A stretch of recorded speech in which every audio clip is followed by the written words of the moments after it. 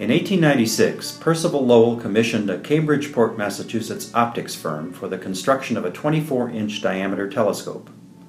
Famous for the creation of some of the largest refracting lenses of the 19th and 20th centuries, Alvan Clark & Sons produced the now famous Clark telescope. Over the years, the Clark would be used by Lowell during his study of Mars, that led to his controversial theory that the planet was home to intelligent life, as well as V.M. Slipher for his revolutionary observations of the expanding nature of the universe. After 117 years of constant use for both research and education, the time had come to give back to the telescope that had given so much to American history and astronomical discovery. In 2013, Lowell Observatory staff members realized the Clark telescope was in danger of being permanently damaged from years' worth of dust, rust, and corrosion. Much of the telescope was covered with a light gray lead paint that unquestionably had to be removed. The ponderosa pine dome that housed the telescope would also need repair, as old nails had wiggled themselves loose and the shutter doors had been bent and weathered. The heart and soul of the telescope, the priceless Alvan Clark & Sons 2-element achromatic objective lens, was cloudy with grime, which didn't make for clear viewing. Most importantly, the telescope's main weight-bearing wheel was crushed in 3 places, severely limiting the telescope's effective use. The project officially commenced on January 1, 2014. The crew consisted of engineer and project manager Ralph Nye, archival restoration specialist Peter Rosenthal, machinist Jeff Gehring, groundskeeper Dave Schuck, and woodworker Glenn Hill. The first of what would be many difficult and strategic steps involved stripping the telescope of all removable auxiliary parts. This was done in an effort to protect them from damage when the main body of the telescope would eventually be removed.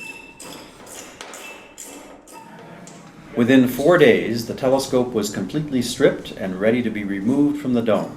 Workers removed several cast iron counterweights, followed by the 2-element lens and the optical tube, which came out in 3 pieces. The process was one of precision and balance, as heavy and delicate parts alike were lifted by crane through the shutter doors in the dome.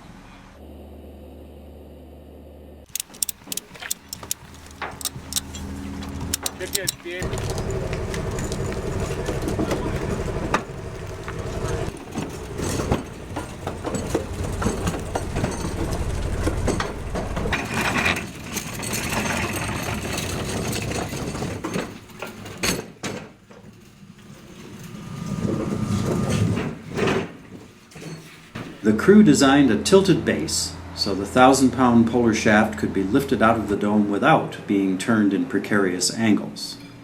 They're going to be removing the mount assembly. The pier will be staying in one place, the pier being from the ground up to the platform. And the mount itself will be coming out.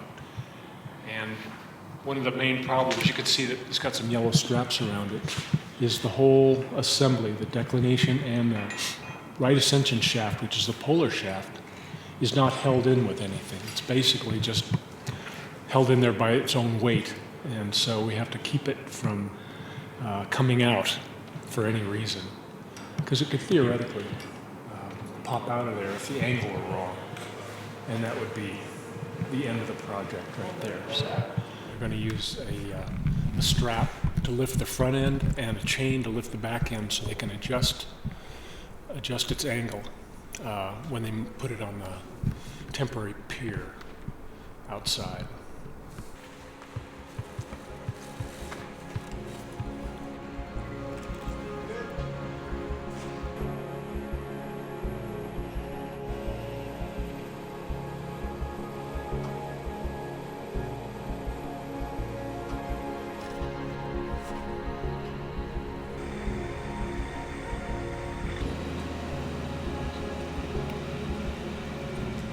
With all parts of the telescope removed from the dome, the crew began to remove the lead paint. In some cases, removal of one layer of paint revealed another layer of red lead primer that also needed to be removed.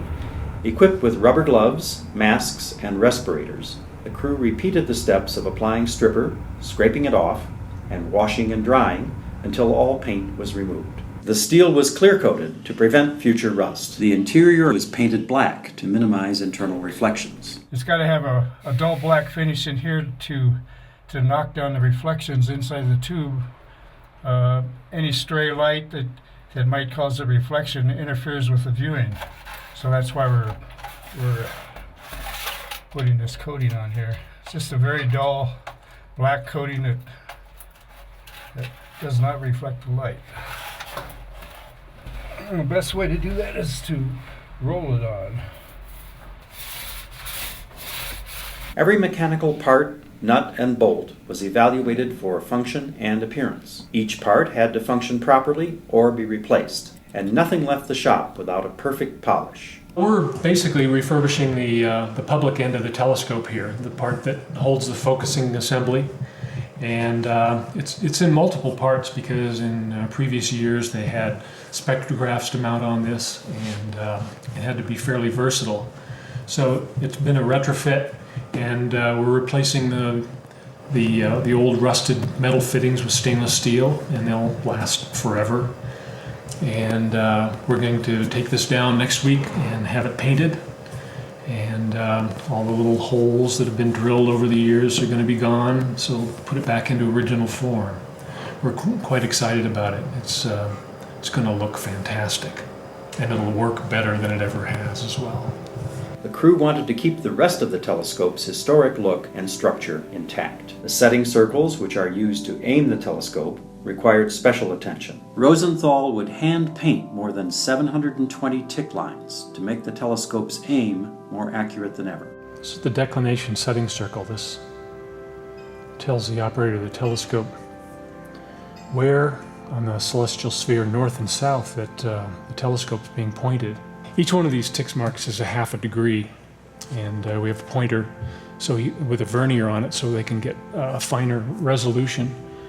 But this is for pointing the telescope north and south, and this was all rusted and chipped off, and these lines were painted with a brush a long time ago, and they were very rough. And so I stripped all this off, and I'm just painting these white lines back on with this pen.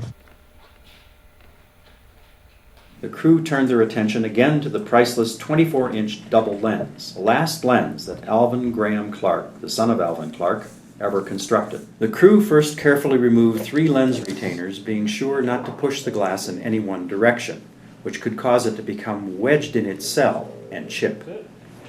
Flint lens. This is a substantial Wow. piece of glass. This is. That's pretty nice. Cleaning such a lens requires more than a spritz of Windex and a good wipe. Any scratching or abrasion of the glass is permanent and would degrade the view through the telescope. Workers sprayed the glass with scientific cleaner comprised of alcohol and distilled water, then patted it clean, as rubbing is more likely to result in scratches. The lens was then blown dry. The lens was now free to be examined, a rare opportunity the crew used to measure the deviation of the lens. You have 3 balls on there that are 3/8 inch diameter, and it's on a 5.5 inch diameter bolt circle. So when we put this on the surface plate is flat, so we can zero out a indicator. And then when we put this onto the lens, the deviation is the amount of curvature in the lens. And then you can calculate the radius of curvature from that deviation. As long as the 3 balls are on the lens tissue.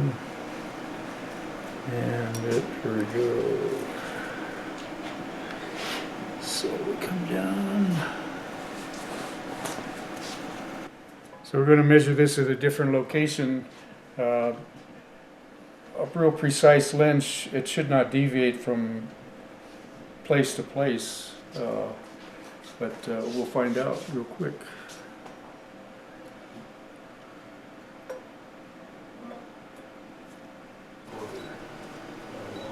You could use 27.5 thousandths. It's amazing.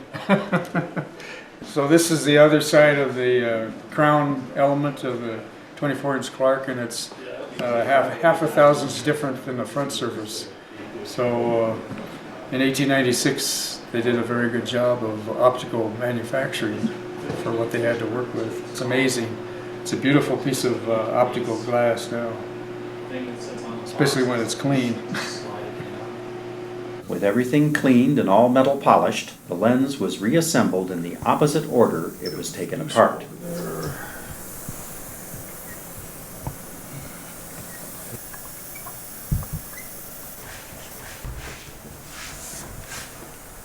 Watch fingers. Air was constantly blown on the lens throughout this process so that dust and stray particles did not settle in the middle of the double lens, where it would be impossible to reach later.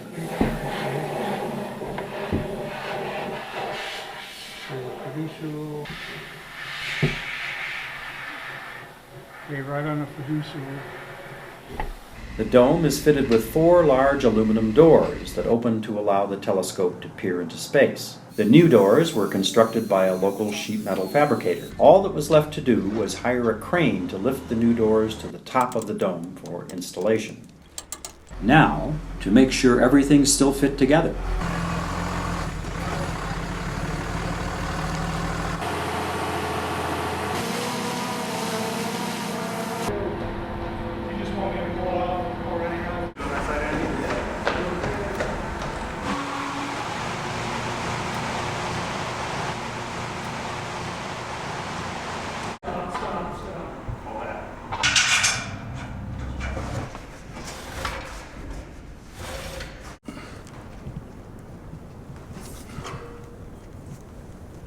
And to add the finishing touches. I like this part more than anything else, I think. Just putting the final touch on it. With the support of philanthropic donations and crowdsourcing, Lowell Observatory was able to raise $300,000 to fund the challenging but necessary task of renovation.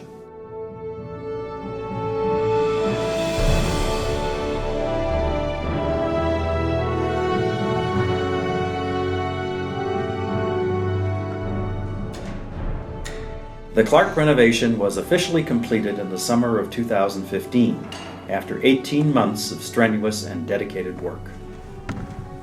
So it moves nice and easy. What an improvement.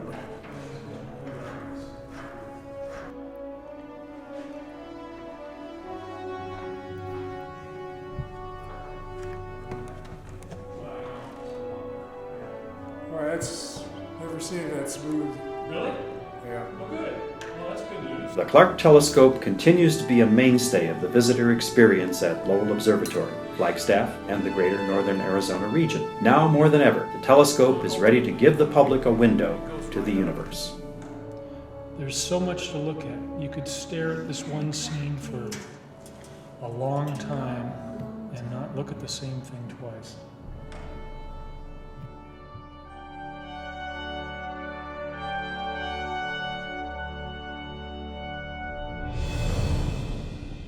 If you enjoyed this production, you may also enjoy the coffee table book, The Far End of the Journey, further detailing the history and renovation of the Clark telescope. Available now in the Starry Skies gift shop.